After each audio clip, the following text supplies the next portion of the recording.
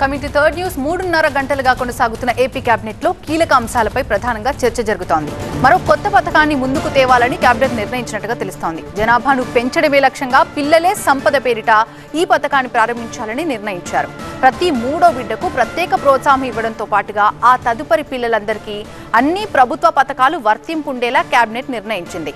June నుంచి జనాభా విషయంలో స్పెషల్ క్యాంపెయిన్ ని ప్లాన్ చేయాలనుకుంటుంది కూడా. ఇక సమ్మర్ సీజన్లో ఎదురయ్యే సమస్యల పరిష్కారంపై ప్రత్యేక దృష్టి పెట్టాలని, సాగు, తాగునీరు, రిజర్వాయర్లు, చెరువులు, కాలువల నిర్వహణపై ఫోకస్ చేయాలని అధికారులకు సూచించింది. పరిపాలన, అభివృద్ధి అంశాలతో పొలిటికల్ టాపిక్స్ కూడా వచ్చినట్టు తెలుస్తోంది. ముఖ్యంగా వైసీపీ చేస్తున్న ఆరోపణలని ఎప్పటికప్పుడు తిప్పికొట్టాలని మంత్రులకి మరోసారి సూచించారు సీఎం చంద్రబాబు. పెట్రో కొరతపై ప్రభుత్వాన్ని కార్నర్ చేస్తుంటే ధీటుగా సమాధానం చెప్పలేకపోతున్నామని సీఎం చంద్రబాబు అసంతృప్తి వ్యక్తం చేసినట్టుగా తెలుస్తోంది. ఎప్పటికప్పుడు ప్రత్యర్థులకి ధీటైన సమాధానం ఇవ్వకపోతే ప్రజల్లోకి తప్పుడు సంకేతాలు వెళ్తాయని హెచ్చరించారు. నిరంతరం ప్రజల్లో ఉండే ప్రయత్నించాలన్న సీఎం ఐటీ, ఏఐపై కనీస అవగాహన పెంచుకోవాలంటూ సూచించారు. ఇటీవలే సింగపూర్కు వెళ్లొచ్చిన మంత్రులు అక్కడి శిక్షణ పరిశీలనని వివరించాలని కోరారు సీఎం. అక్కడి పరిస్థితులు రాష్ట్రానికి ఎలా ఉపయోగపడతాయనే విషయంలో ఈ సాయంత్రం ప్రజెంటేషన్ ఇవ్వాలన్నారు సీఎం. విదేశాలకి టూర్ వెళ్ళాం, వచ్చేసామంటే కుదరదు. రాష్ట్రానికి ప్రయోజనం చేకూరేలా పర్యటనలు ఉండాలన్నారు సీఎం. గతంలో కూడా మంత్రులను ఇలాగే అధ్యయన పర్యటనలకు పంపేవాడినని గుర్తు చేశారు.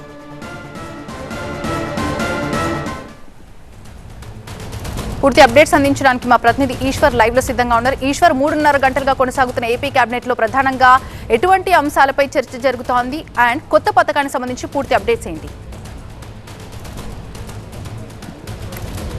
కేబినెట్ సమావేశం ముగిసింది. 3.5 గంటల పాటు ఇది సాగింది. దాంట్లో అనేక కీలక నిర్ణయాలను మనం అనుకున్నట్టుగా పరిపాలనకు సంబంధించి కావచ్చు, లేకపోతే అభివృద్ధి, సంక్షేమానికి సంబంధించి అనేక కీలక నిర్ణయాలు తీసుకున్నారు. ప్రధానంగా నిర్ణయాలను చూస్తే R5 జోన్ని, రాజధాని అమరావతిలో R5 జోన్ని రద్దు చేస్తూ కేబినెట్ ఈరోజు నిర్ణయం తీసుకుంది. వాస్తవానికి ఈ నిర్ణయాన్ని గతంలోనే CRD అథారిటీ సమావేశంలో తీసుకున్నారు, కానీ దాన్ని కేబినెట్ రాటిఫై చేయాల్సింది. అయితే దాని మీద పూర్తి స్థాయిలో మరొకసారి చర్చించిన తర్వాత ప్రభుత్వం ఈరోజు కేబినెట్ ముందు తీసుకొచ్చింది. R5 జోన్ అంటే రాజధాని అమరావతిలో మాస్టర్ ప్లాన్లో అనేక జోన్లను పెట్టారు. నివాస, కమర్షియల్, అలాగే కొన్ని వ్యాపార వర్గాలకు సంబంధించిన కావచ్చు, లేకపోతే కొన్ని పరిశ్రమలకు సంబంధించిన జోన్లుగా విభజించారు. దానికి గతంలో వైఎస్ఆర్ కాంగ్రెస్ పార్టీ అధికారంలో ఉన్నప్పుడు వాళ్ళు R5 ఇంకొక జోన్ని క్రియేట్ చేశారు.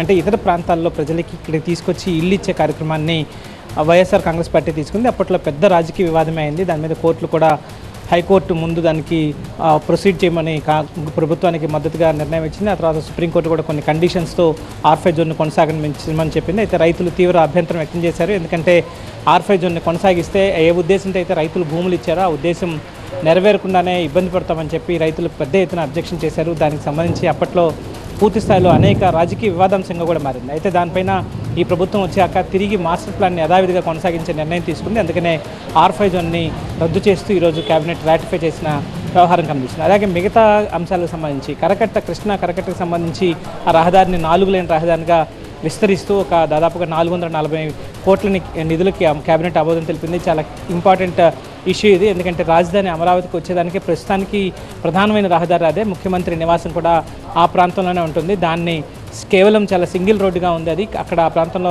పెద్ద ఎత్తున వాహనాల మూవ్మెంట్ కూడా ఎక్కువగా ఉంది. సో దీన్ని 4 లేన్ రహదారిగా విస్తరించాలని ప్రభుత్వం నిర్ణయించింది. ఎప్పటి నుంచో ఈ డిమాండ్ కావచ్చు, లేకపోతే దానికి సంబంధించిన ఆ రహదారిని విస్తరించాలని ప్రతిపాదన ఉన్నప్పటికీ కూడా ఉండవల్లి సమీపంలో కొంత ల్యాండ్ అక్విజిషన్కి సంబంధించిన ల్యాండ్ పూలింగ్కి కొంతమంది సహకరించలేదు. ల్యాండ్ అక్విజిషన్కి సంబంధించిన వ్యవహారం కూడా ఉండింది. సో ఈ మధ్యనే ల్యాండ్ అక్విజిట్ చేసి ఆ భూమిని సేకరించింది. దీంతో ఆ నిర్ణయాన్ని ప్రభుత్వం తీసుకుంది. మిగతా అనేక అంశాలకు సంబంధించి కూడా కీలకమైన నిర్ణయాలు తీసుకుంది. ఎందుకంటే హంద్రీనివాకు సంబంధించిన వ్యవహారంలో కావచ్చు, లేకపోతే సమ్మర్ కాబట్టి ఈ ప్రాంతంలో సమ్మర్కి సంబంధించి ప్రాజెక్టులన్నింటిలో నీటి నిల్వలు ఉన్నాయి. వాటిని తగిన రీతిలో అన్ని ప్రాంతాల నీటిని సాగునీరు, తాగునీరు అవసరం ప్రాంతాలకి పంపించడానికి కాలువల మెయింటెనెన్స్ ఉంటుంది. అలాగే ట్యాంక్స్ని నింపాల్సిన అవసరం ఉంటుంది. వాటన్నిటి మీద ఖచ్చితమైన చర్యలు తీసుకోవాలని ముఖ్యమంత్రి సూచించినట్టుగా మంత్రి పయ్యావుల కేశవ్, ఆర్థిక మంత్రి, ఆయన కేబినెట్ బ్రీఫ్ చేస్తూ చెప్పారు. అలాగే మిగతా అనేక 1800 కోట్ల రూపాయలని మార్క్ఫెడ్కి రుణంగా తీసుకోవడానికి అవసరమైన గ్యారంటీని ప్రభుత్వం ఇవ్వడానికి నిర్ణయం తీసుకుంది. ఇట్లాంటి